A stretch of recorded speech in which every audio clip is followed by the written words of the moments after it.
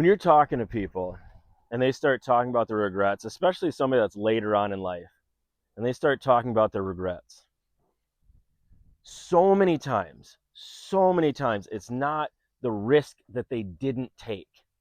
And that's where most people get this wrong, is they're like, oh, they should have taken this risk. They should have left their job and done something on their own. They should have taken this career path or that career path. And it's not necessarily the risk that they didn't take. It's that they made decisions or a big decision that betrayed themselves, that betrayed who they were. So in the moment, they're taking a risk. You're taking a risk working at a job because you can get laid off. You're taking a risk opening some business because it might not work out.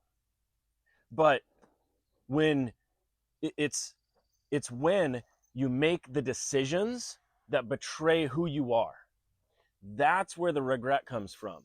Because there's people that they start a business and they try and they work on a business, they work on a business, and they work on a business. They might switch from business to business and it might not work out. And then they have the regret of, maybe I should have just got a job and done a career and worked my way up the corporate ladder.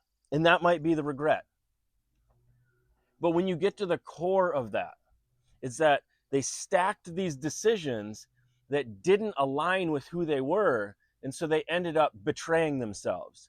And that can happen if you're working at a job because you're doing things that don't align with who you are, or maybe a career that doesn't align with who you are, but it was the safe option.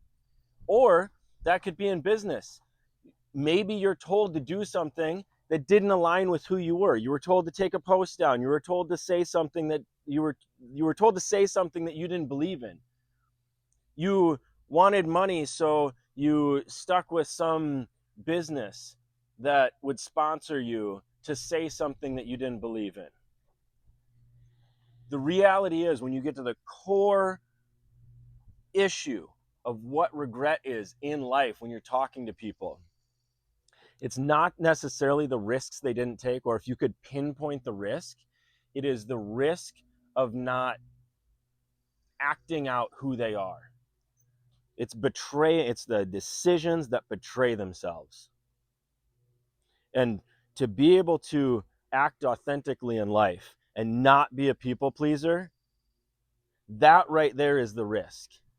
And that's the core issue with having this feeling later on in life.